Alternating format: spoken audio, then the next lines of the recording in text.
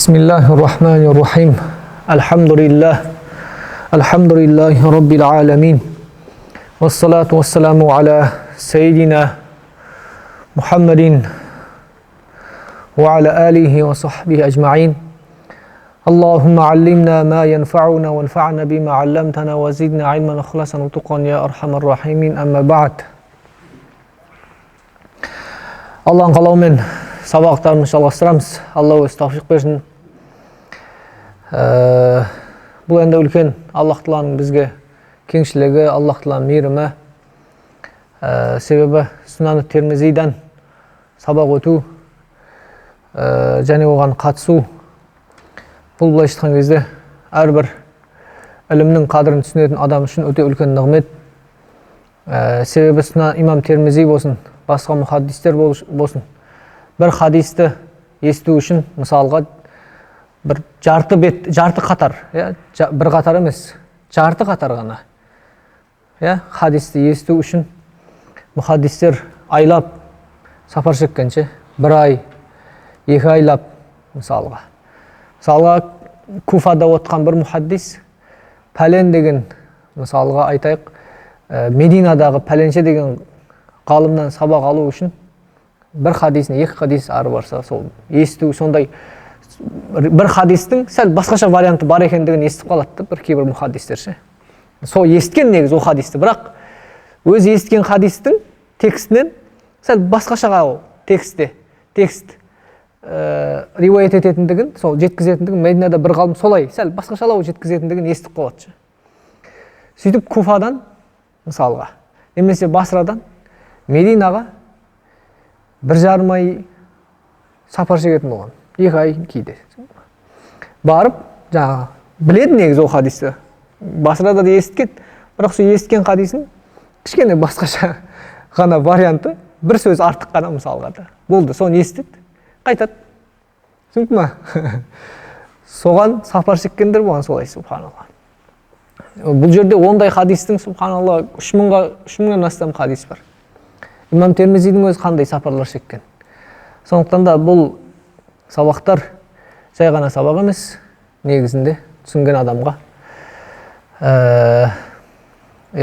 өте үлкен нығмет дедім. Аллах Тағаланың сізбен бізге берген өте үлкен нығмет. Жарай, сабағымызды жалғастырамыз.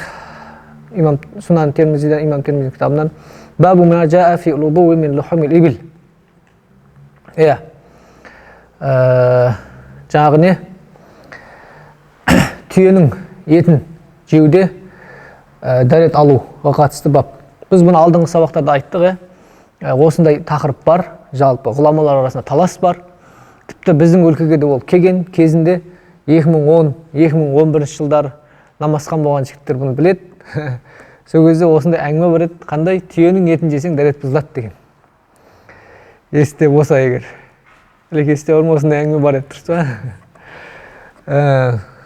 Біздің өлкелерде келген.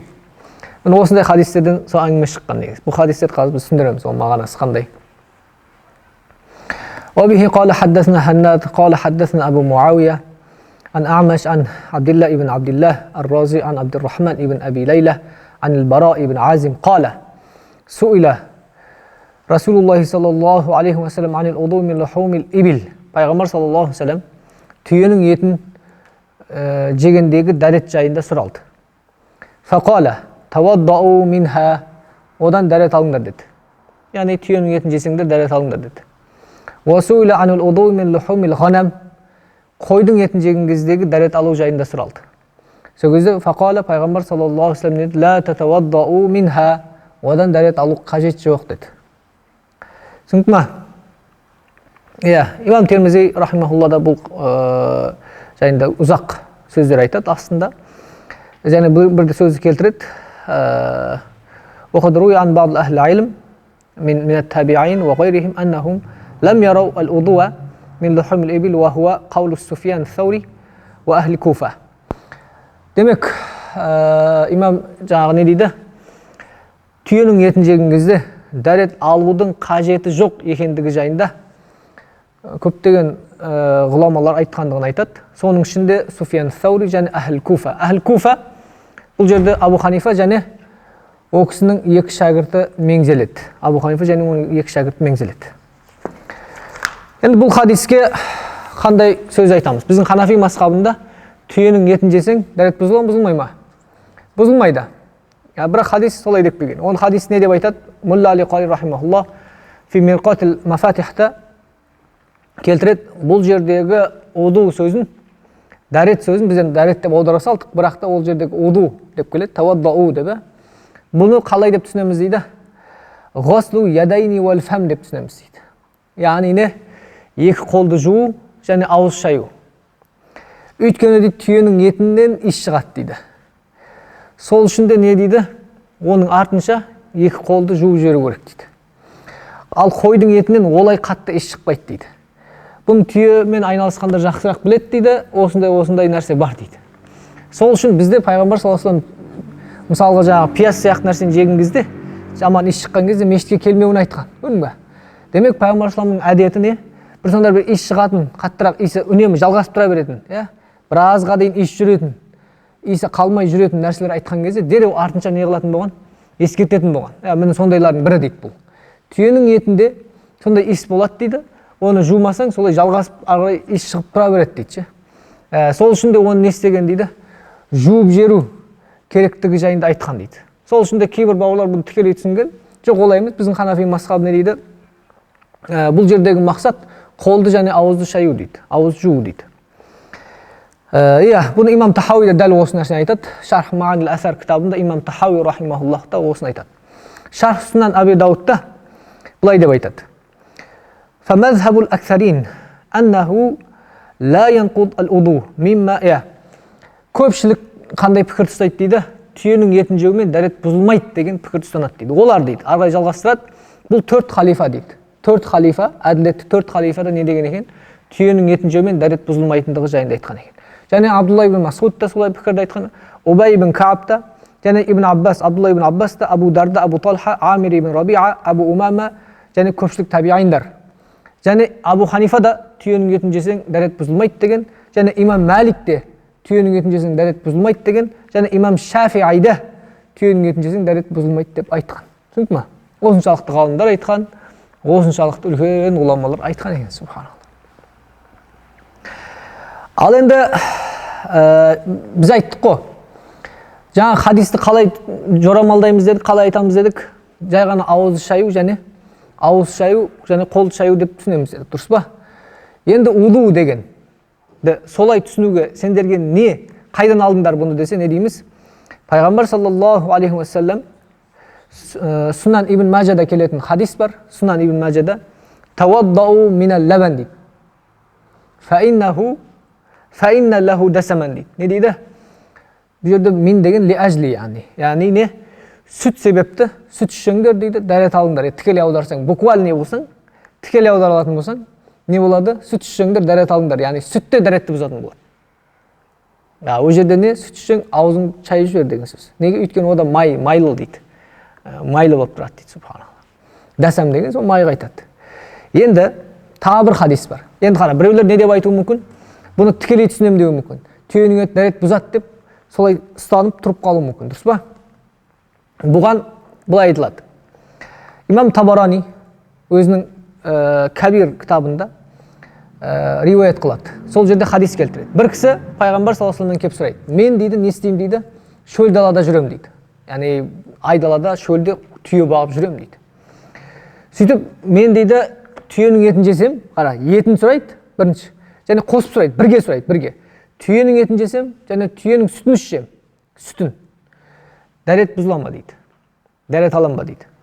Субханалла. Осы жерде пайғамбар саллаллаху алейхи уассалам, мен дәрет дегенде сол жаңағы дәрет жайында сұрайды. Сол кезде пайғамбар саллаллаху алейхи не дейді? Наам дейді, иә деп айтады. Демек, онда не болады бұл хадистен? Демек, онда тек қана ет емес, не? Сүті де дәрет бұзатын деген түсінік шығады. Бірақ оны жаңағы дәрет бұзат, түйенің етін жесең дәрет бұзылады деп айтатындар да сүтін ішсең дәрет бұзады деп ешқандай қалмайды баған. Түсіндің ме? Мына хадиске тікелей алатын болсаң, онда бұл жерде де не болу керек болады? Сүті де дәрет бұзу керек болады. Оны ешқандай өйтіп ешкім түсінбеген, субханалла. Демек, ол жерде мағына не? Сүтке де қатысты, етке де қатысты, бір ғана үкім айтамыз, ханафилер қандай ол? Ауыз шаю, қолды шаю болды. Ол кәдімгі намазға дәрет емес. Сол кезде онда бүкіл хадистерді оңай түсінесің да. Бүкіл хадистерді бәрін бір неге жинап жүресің. Сүт пен етті бірге айтылған хадисте оңай түсініп кете бересің. Субханалла. Ары қарай. Енді бұл жерде 82-ші хадис бабу al-wudu min masi zakar. وبه قال حدثنا إسحاق بن منصور قال حدثنا يحيى بن سعيد القطان عن هشام بن عروة قال أخبرني أبي عن بصرة بن صفوان أن النبي صلى الله عليه وسلم قال من مس ذكره فلا يصلي حتى يتوضأ. Бұл жерде 82 және 83, 84-ші хадистер. Бұл жаңағы бұл хадистерге қас тоқталамыз. Барлығы бір мағынада хадис. 86-ші хадиске өтейік. Бұл хадисте бабу маджа фи таркил уду мин масси закар. وبه قال حدثنا هناد قال حدثنا ملازم ابن عمرو عن عبد الله ابن برد عن قيس بن طلق ابن علي الحنفي عن أبيه عن النبي صلى الله عليه وسلم قال وهل هو إلا مضغة منه أو بدعة منه. Енді бұл тақырып мынандай тақырып. Ер адам пайғамбар саллаллаху алейхи вассаламнан бір кісі келіп сұрайды. Ер адам жаңағы мүшесін ұстаса намазда тұрып дәрет бұзыла ма деген жайындағы тақырып сұрайды. Сол кезде пайғамбар саллаллаху алейхи вассаламның не деп жауап береді? Ол тек қана өзіңнің сендегі бір кесек ет қана немесе өзіңнің бір мүшең ғана деп айтады. Болды. Яғни дәрет бұзбайтындығы жайында айтады. Бұл 85-ші хадис. 84, 83 және 82-ші хадистерде айтылған дәрет бұзат деп келген мағынадағылардың бәрі үкімін жойып жіберген. Үкімін не қылған? Жойып жіберген. Осы хадистен кейін не болған? Дәрет бұзбайтындығы жайында айтқан. Субханалла, бұл пайғамбар саллаллаху алейхи вассаламның қандай несін білдіреді? Кішіпейілдігін білдіреді. Кішіпейілдігін. Неге? Өйткені баршы бар, болмайтын сұрақ қоймас демейді. Кішіпейілді сұраққа не қыла береді? Жауап береді. Субханалла. Саллаллаху алейхи вассалам. Ол дәрет бұзбайды. Бабу маджа фи таркил уду минал қубла. Әйелге денесі тиіп кетсе, немесе әйелді сүю былай айтқан кезде, осы дәретті бұза ма, бұзбай ма? Сол жайындағы бап. وبه قال حدثنا قتيبة وهناد وأبو كريب وأحمد بن منيع ومحمود بن غيلان وأبو عمار الحسين بن حريث قالوا حدثنا وكيع عن الأعمش عن حبيب بن أبي ثابت عن عروة عن عائشة رضي الله عنها. عائشة namızdan geldi. Ayşe namız dedi أن النبي صلى الله عليه وسلم قبل بعض نسائه. Peygamber sallallahu aleyhi ve sellem кейбір әйелдерін сүйді дейді, сүйетін ет дейді. ثم خرج إلى الصلاة. Сосын намазға шығатын ет дейді. Енді пайғамбар саллаллаху алейхи вассаламның үйі және мешіті тура осы мысалы мешіт болса, не болған? Мына жағында, мысалы мына біздің терезе тұр ғой, осы сияқты терезенің орнында сен ойла, есік бар деп ойла. Түсіндің ме? Ары қарай неге кіріп кетесің? Үйге кіріп кетесің, пайғамбар саллаллаху алейхи вассалам үйіне. Түсіндің ме? Үй сондай болған да. Түсіндіңдер ме? Сол кезде Айша анамыз не дейді? Кейбір әйелдерін сүйетін ет тағын намазға шығып кете беретін ет дейді. Валам ятавадда, сүйгендігі үшін дәретті қайттан алмайтын ет дейді. Дәрет алмайтын ет дейді. Сөйтіп, Урва бұл Айша анамыздың несі? Алдыңғы сабақтарда айттық. Бұл Айша анамыз бен Урва ибн Зубайр рахимахуллах радиаллаху анху табиин кісі. Екеуінің қандай туысқандығы бар? Қалай? Дұрыс айтасың. Айша анамыздың несі? Жиені де, яғни Айша анамыз Урва ибн Зубайрға нағашы әпке болады. Айша анамыз бен Урва ибн Зубайрдың шешесі екеуі Абу Бакр радиаллаху анху қыздар ғой енді. Түсіндің ме? Апа-сіңілде. Сөйтіп Урва айтады, мен дейді айттым дейді. Мән хия илля анта дейді. Сол жаңағы енді бұл кісі Айша анамыз ұялған ғой, ұялшақ қой енді. Біздің аналарымыз өте жаңағы әл-хаяу минал иман дейді. Біздің аналарымыз не болған? Ұятты, ибалы болған да. Ашық айта бермейді да. Кейбір әйелдердің сүйетін ет деді. Сөйтіп Урва не деп айтты? Ол әйел сіз ғой деп айттым дейді. Ол әйел сіз ғой деп айттым дейді, субханалла. Сол кезде Айша анамыз фаддахикат күлді дейді, субханалла. Демек, ондай нәрселерді ашық айтпайды да, жаңағындай керемандай ауыспалы мағыналармен солай айтады. Кейбір әйелдерінің кейбірін дейді. Сөйтіп Урва айтады, ол сіз ғой дейді. Сөйтіп кейін Айша анамыз не қылды дейді? Күлді дейді, субханалла. Сол үшін әйел адамды кейде жаңағындай наглис емес, сәл астарлап сөйлеп, сәл жаңағы жабықтау сөйлеп, сәл жабықтау болғаны жақсы ғой негізі. Шірей ашық болмай. Иә.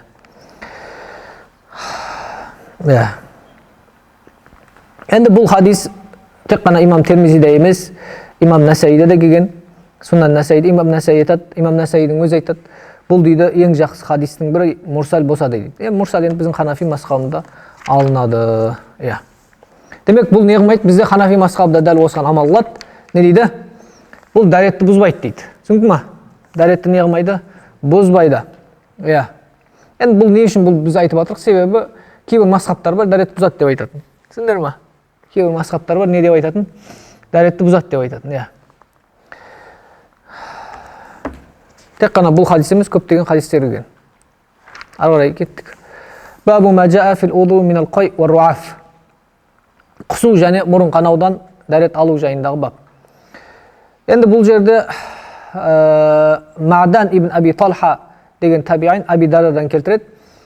Аби Дарда анна Расулуллах саллаллаху алейхи вассалам, асында пайғамбар саллаллаху алейхи вассалам құсты дейді.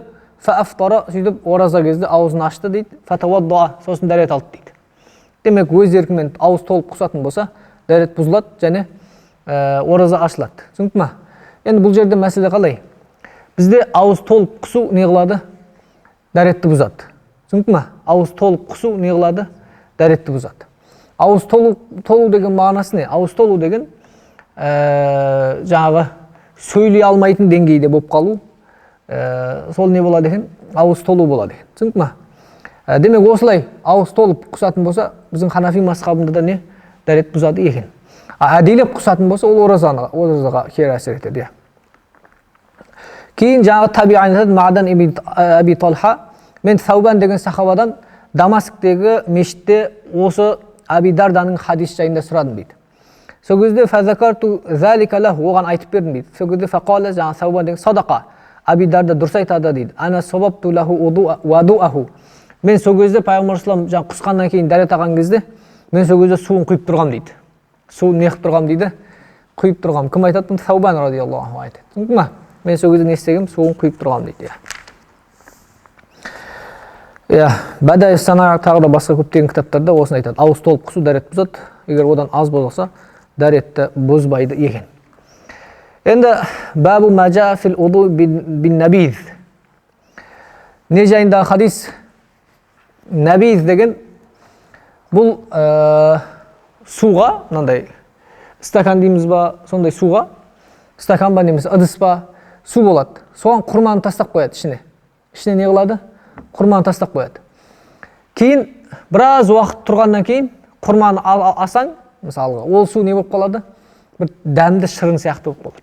Дәмі өзгеріп, дәмді тәтті кәдімгі сок сияқты ма, сондай бір шырын болып қалады. Дәмі шығады сондай. Түсіндің ме? Осыны набизу тәмір дейді. Осыны набиз дейді. Осыны набиз дейді. Былай айтқанда шырыны, құрманың шырыны былай айтқан кезде. Түсіндің ме? Бірақ андай сыққан емес, жаңағы ішіне тастап қойған. Құрманы тастап, не жауып қойсаң, біраздан кейін сондай шығады. Осыдан дәрет алса бола ма осымен? Осымен дәрет алса бола ма? Қараңдар.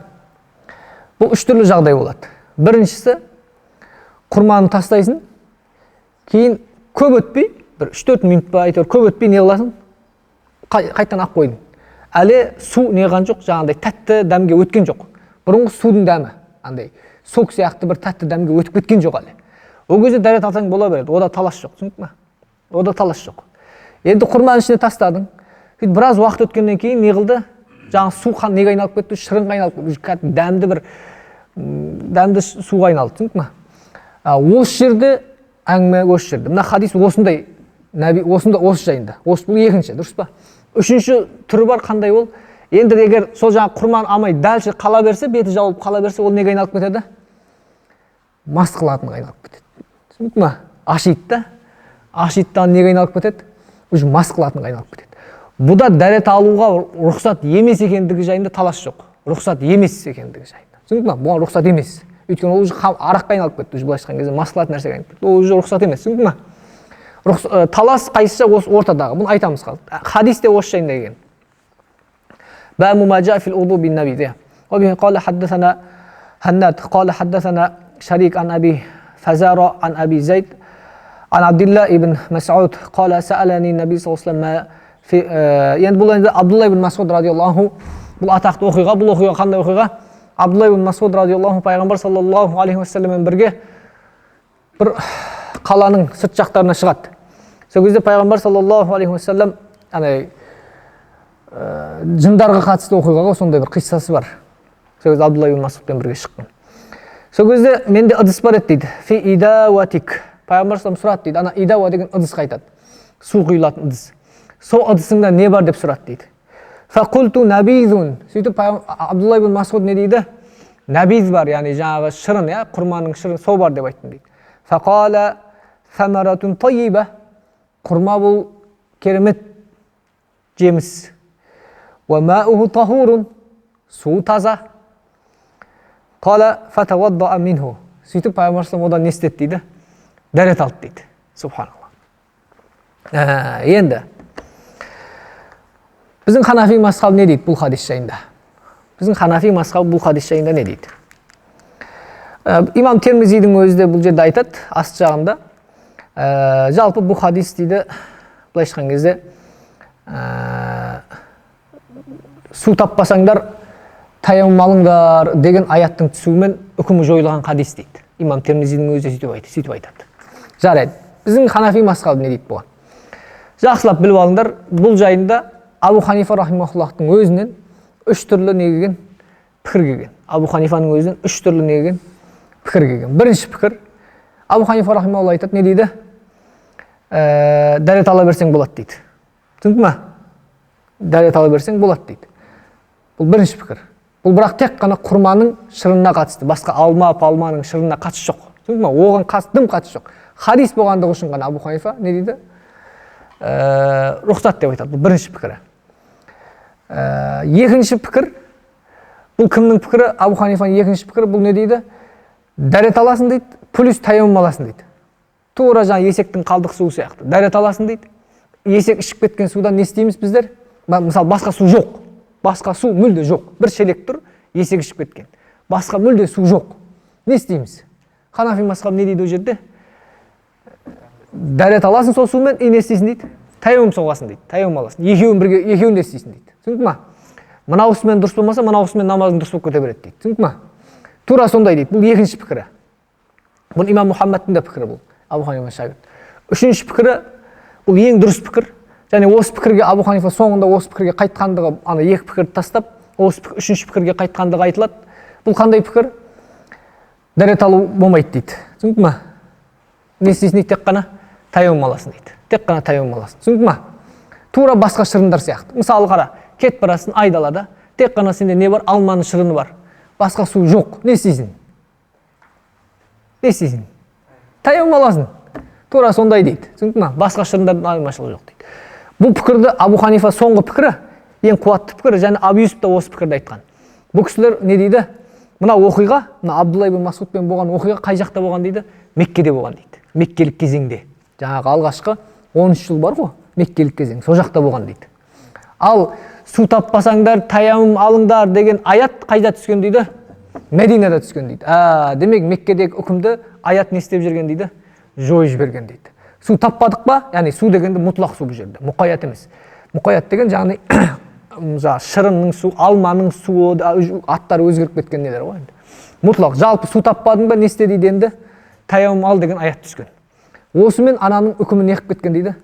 Жойылып кеткен дейді. Субханалла. Үкімі жойылып кеткен дейді. Бұны Мабсут деген Ханафи мазхабының кітабынан, тағы да Роддул Мухтар ибн Абин рахимахуллахтың кітаптарынан көрсеңіздер болады, көрем деген ағайындар бар болатын болса. Қанша минут болды? 25 минут. Әлі бар екен. Уабихи бабу фил мадмуда минал лабан. Сүт ішкен кезде ауыз шаю жайындағы бап. Уабихи قال حدثنا قتيبة قال حدثنا ليس عن أقيل عن الزهري عن عبيد الله ابن عبد الله عن ابن عباس رضي الله عنه إن النبي صلى الله عليه وسلم Пайғамбар саллаллаху алейхи вассалам сүт ішті дейді, сөйтіп су алдырды дейді.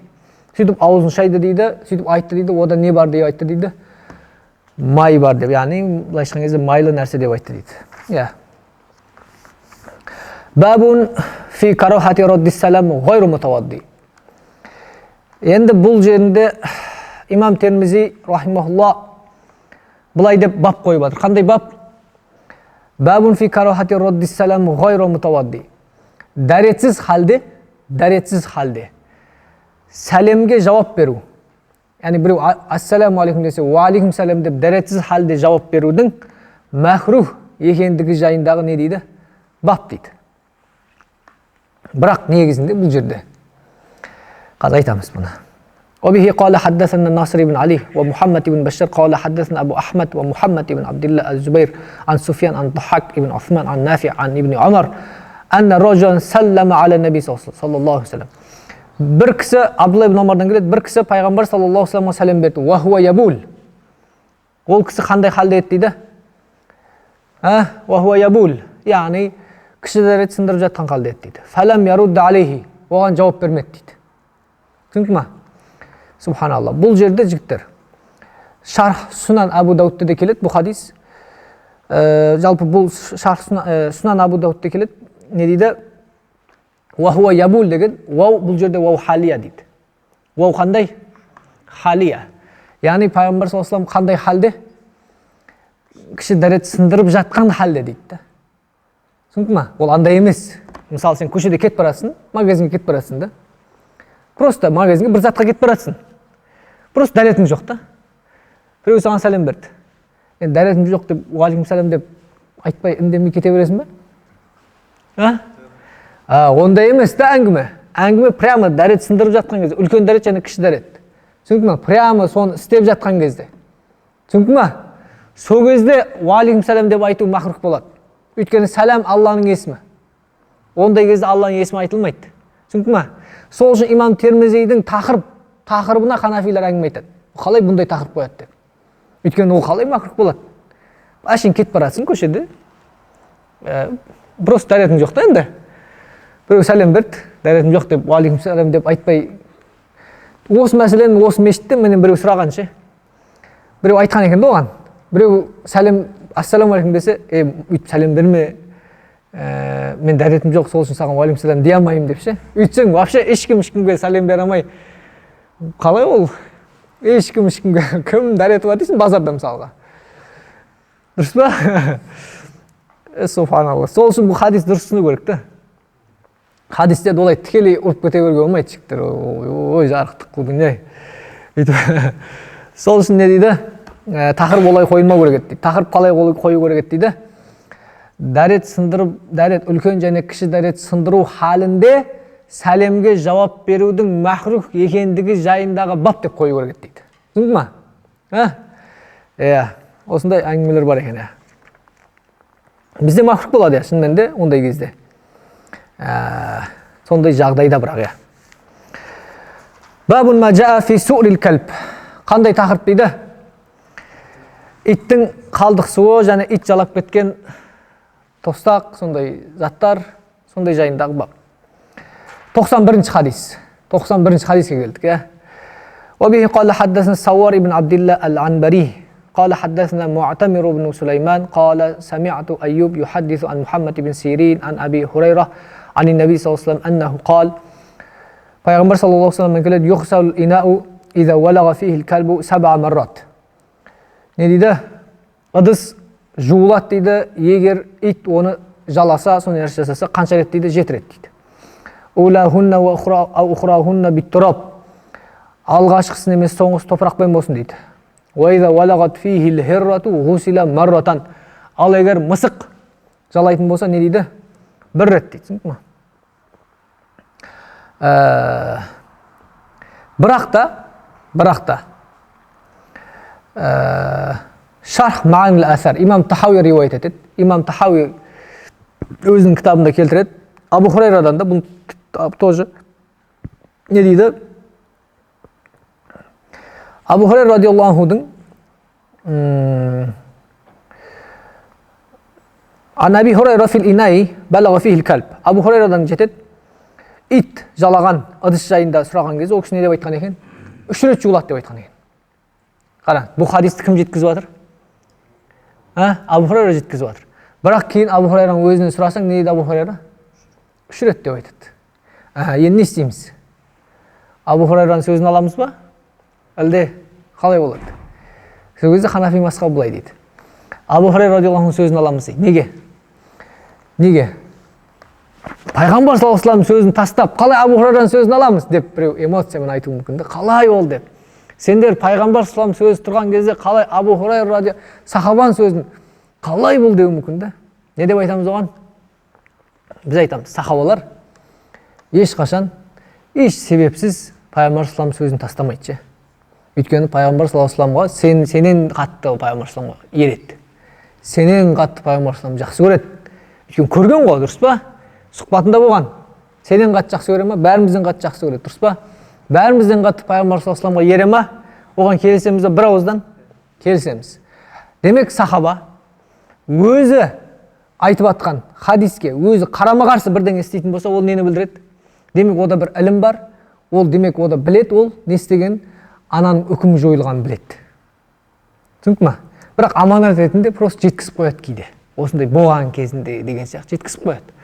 Көрдің ба? Демек біз нені білеміз? Сахаба өзі жеткізіп атқан нәрсеге қарама-қарсы нәрсе істесе, ол кезде не деп түсінеміз? Сахабада бір ілім бар. Қандай ілім бар?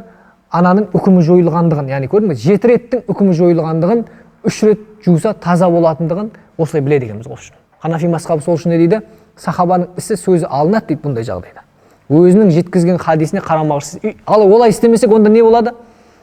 Сахабаға жаман ой пайда болып қалады. Өзі айтып, өзі амал қылмау деген. Енді сахабаға ол мүлде ондай әңгіме айтылмау керек. Ол мысалы сенмен бізге айтылады да, ол ше. Қанша нәрсе білесің, бірақ істемей жүре бересің, дұрыс па? Ол сенмен біз сияқты пендеге айтылады, яғни. Бірақ сахабалар, олар пайғамбар саллаллаху тәрбиесін көрген.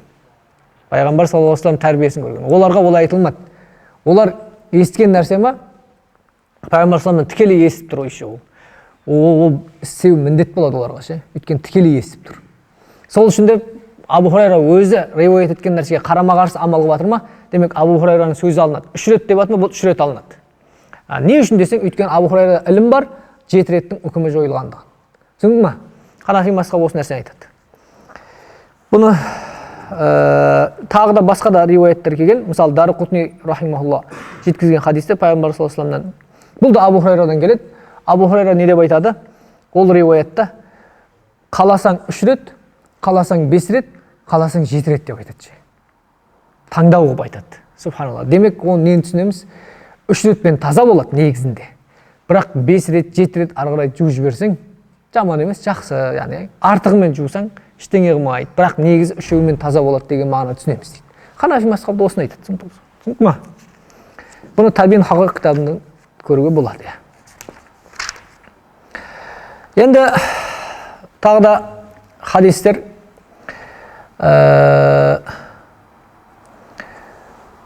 92-ші хадис. Бабу ма жаа фи суул хирра. Мысықтың қалдық суы жайындағы бап.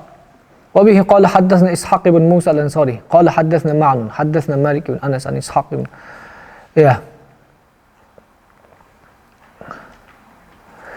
أبي قتادة деген دخل عليها فقالت فسكبت يا أبي قتادة мен су құйып тұрдым дейді. Сөйтіп оған мысық келді дейді. Сөйтіп мысыққа ыдысты ұсынды дейді. Сөйтіп мысықтан ішті дейді. Мысық одан ішті дейді. Сөйтіп Абу Қатада жаңа қызға айтады ғой, енді бауырының қызы ғой, енді бауырының қызы. Сен менің ісіме таңғап тұрсың ба дейді. Сол кезде жаңағы бауырының қызы айтады, Кәпша деген, иә таңғап тұрмын дейді. Сол кезде ол кісі не деп айтады? Расында пайғамбар саллаллаху алейхи вассалам айтты дейді. Расында мысық лайсат би наджасин, нәжіс емес. Иннама хия минат тауафина алейкум ауит тауафат. Мысық не дейді? Сендерді таваф қылып жүретін. Таваф деген не ол? Айналып шақтап шықпай жүретін, үйдің ар жағында да жүреді, үйдің мына жағында да жүреді. Одан құтыламайсың да. Мысық енді жүреді ғой, енді ар жақта жүреді, ыдыс аяқтың арасында кіріп кетеді кейде былай шыққан кезде. Түсіндің ме? Сондай екендігін айтты дейді. Яғни нәжіс емес екендігін. Демек, сол үшін де Ханафи мазхабы не дейді? Мысық мысалы бір шелекте су тұрды. Мысық ішті де кетті. Түсіндің ме? Мысық ішті кетті. Енді не болады бұның қалдық суы? Дәрет аса бола ма? Егер басқа су бар болса, бұл судан дәрет алу макрух болады. Түсіндің ме? Басқа су бар болса, бұл судан дәрет алу не болады екен? Макрух болады екен. Макрух тахриман ба, макрух танзихан ба талас бар, бірақ Аллаху алам абзалы таңдалғаны макрух танзихан. Түсіндің ме? Ал басқа су жоқ болса ше, ол кезде асаң ештеңе қылмайды. Түсіндің ме? Ол кезде таяммум алуға болмайды. Айналайындар, екеуін қосып таяммум мысықтың суға қой деп, оны алмай таяммум алсаң болмайды. Намазың дұрыс болмайды ағайындар. Мысықтың ішіп кеткен суының ойбай мен тақуалық қылам деп, сондай тақуамын деп, одан дәрет алмай таяммум алсаң болмайды. Түсіндің ме? Болмайды. Бірақ енді бұл жерде бір мәселе бар. Қандай мәселе? Мысал қара. Мысық тышқанды жеді да, кәдімгі жеді. Түсіндің ме? Сөйтті да артынша бірден жаңа су ішті. Сен көріп тұрсың ше оған. Түсіндің ме? Бұл кезде ол нәжіс болады. Бұл кезде не болады? Ол нәжіс болады. Біз жаңа айтқан мәселе қандай мәселе ол? Бірінші қара, бірінші көрмейсің. Сен жегенін көрген жоқсың. Мысық мына жақтан келді дағы, ішті кетті. Оппа, мен дәрет алуым керек еді ғой деп қалдың, басқа сөз жоқ мысалы. Ішіп кетті, оппа, сәл не қылмаппын ғой, піш деп тұрмаппын ғой деп кетті. Көрген жоқсың, мына жақтан келді, ішті кетті. Ар жақтан не істеп келген, не болғанын көрген жоқсың. Сол кезде не істейміз? Мысық жайында жақсы ойда боламыз. Мысық жайында жақсы ойда боламыз. Мысық бірдеңе жеген болса да аузын тазалаған шығар деген жақсы ойда боламыз дағыны, су не демейміз, нәжіс демейміз. Түсіндің ме? Басқа су жоқ болса, смело дәрет ала бересің. Түсіндің ме? Немесе көрдік жегенін. Кәдімгі көрдің. Кәдімгі жегенін көрдің. Сөйтіп кетті. Жоқ болып кетті. Бір 5 минуттан кейін қайтып келді дағын, жаңа ыдыстан су ішті. Кетті. Енді не болады ол? Ол кезде де мысық жайында жақсы ойда боламыз. Айналайын мысық жан. Мүмкін ол ар жаққа барып неғылған шығар. Аузын шайып, аузын тазартып, солай келген шығар. Көрдің бе? Мысық жайында жақсы ойда боламыз дағыны. Басқа су жоқ болса, содан дәрет аламыз. Таяммум алмаймыз. Түсіндің ме? Көрдің бе? Біз мысық жайында да жақсы ойда болу керек. Мұсылмандар. Алла. Мұсылман жайында, адам жайында жақсы ой бұлай тұрсын. Мысық жайында жақсы ойда болу керек негізі. Алла. Енді басқа су болса, ол кезде макрух танзихан болады. Басқа су болмаса ештеңе алмайды, дәрет алынады.